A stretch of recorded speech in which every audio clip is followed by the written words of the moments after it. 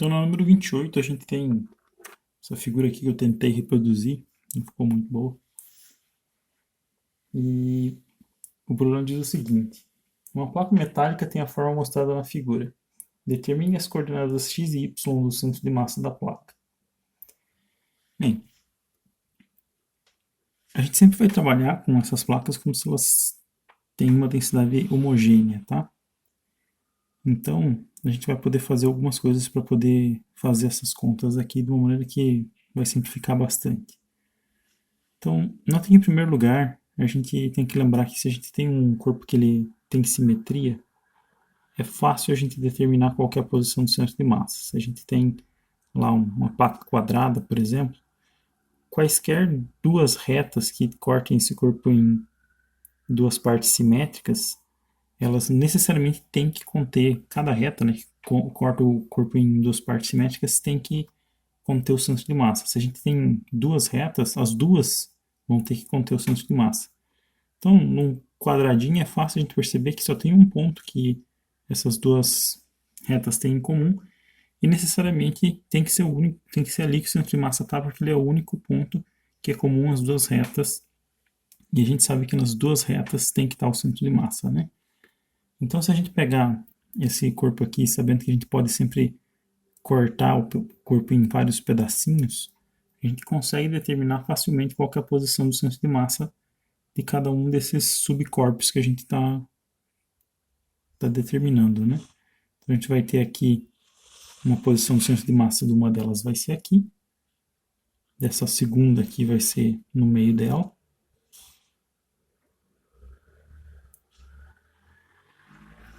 dessa terceira aqui também vai ser no meio, né?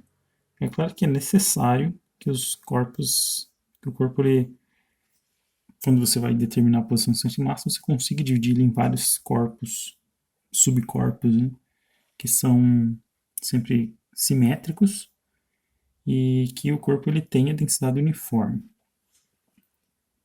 A questão da densidade uniforme, a gente já vai entrar nela, né? Então, se a gente pegar esse corpo aqui e dividir em três partes, né? Eu dividi aqui essa primeira parte aqui, fazer assim para mostrar a divisão. Essa segunda parte, essa terceira. Então, isso daqui é o número 1, isso aqui é o número 2, e esse daqui é o número 3. Então, eu vou, em primeiro lugar, fazer uma tabela.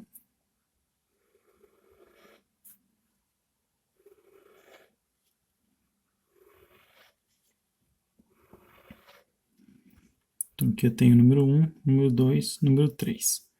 Então, uma das coisas que eu vou precisar é saber qual que é a área de cada uma dessas partes. Então, eu vou deixar aqui uma parte para a área, uma parte para a posição x do centro de massa de cada uma dessas subplacas aqui, e uma parte para o y do centro de massa de cada uma dessas subplacas. Por que eu vou fazer isso?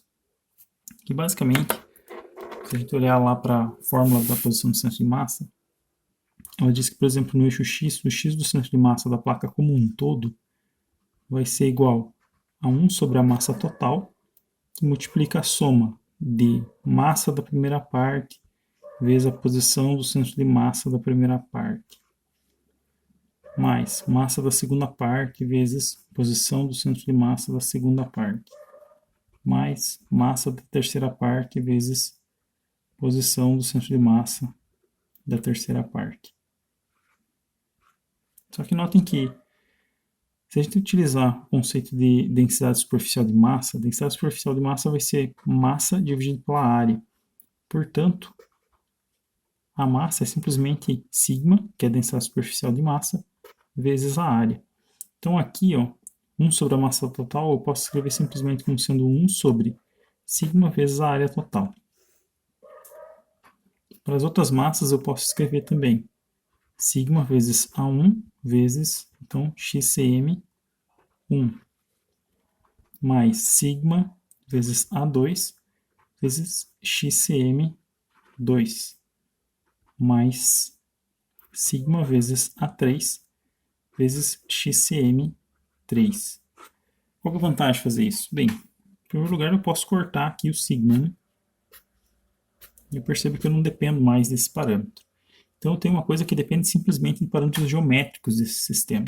Porque essas posições do centro de massa a gente consegue identificar através da figura que a gente colocou lá, as marcaçõezinhas do X do centro de massa, a gente consegue saber onde é que são essas posições.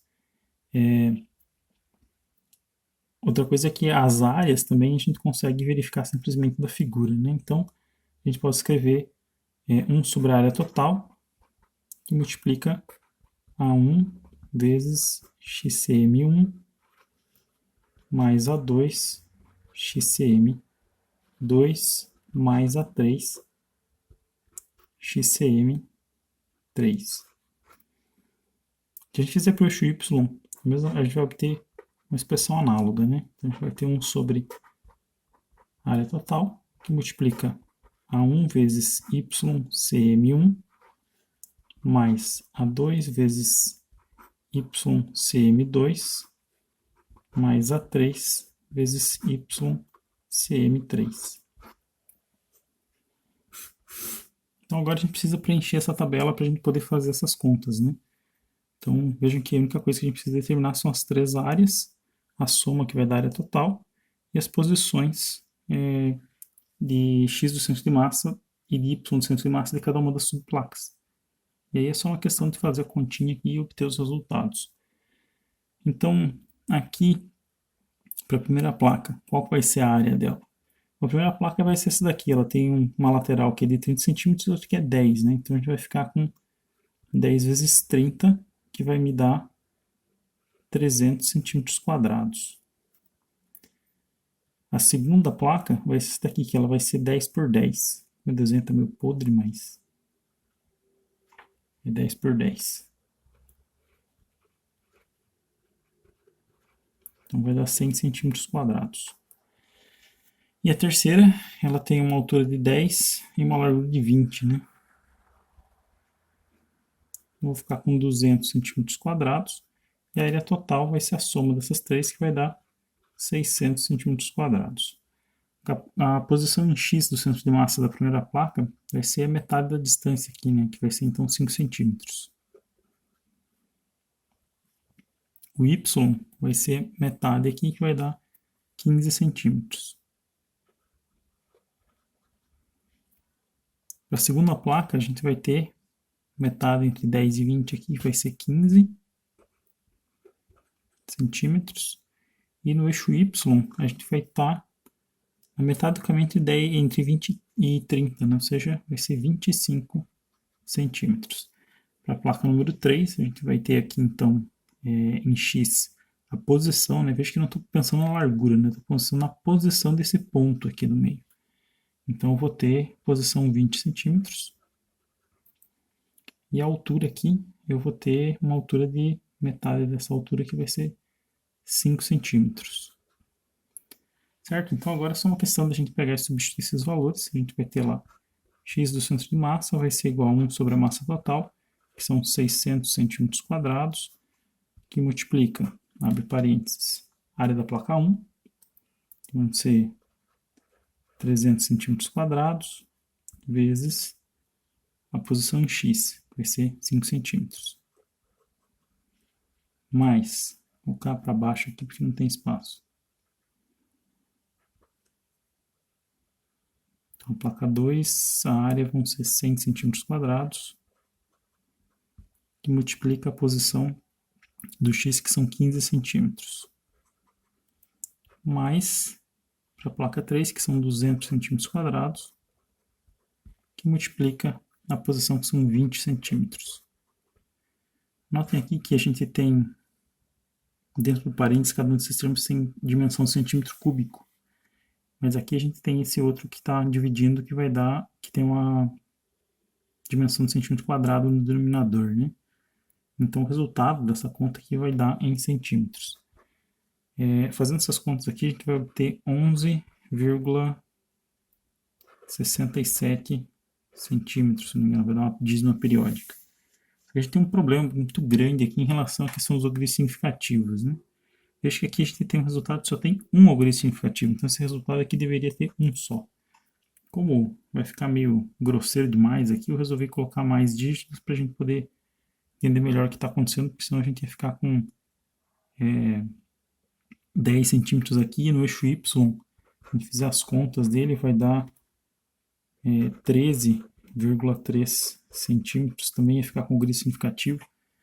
E aí parecia que ia ser nesse ponto aqui, ó, o centro de massa, e não é. Ele é um pouco mais à direita e um pouco mais para cima, né? Então ele vai ser que assim, mais ou menos. Notem que se a gente tivesse um quadrado completo aqui, a gente ia ter mais uma pecinha com... Pensando aqui que esse daqui é um quadradinho, esse aqui são dois quadradinhos, aqui ia ter um quadradinho, aqui outro quadradinho, ia ter mais um terceiro aqui. E aí, nesse caso, o centro de massa ia ter que estar bem no meio aqui. Então, a ausência desse pedaço aqui desloca o centro de massa um pouco para a esquerda e um pouco para baixo. Certo? Então, é isso.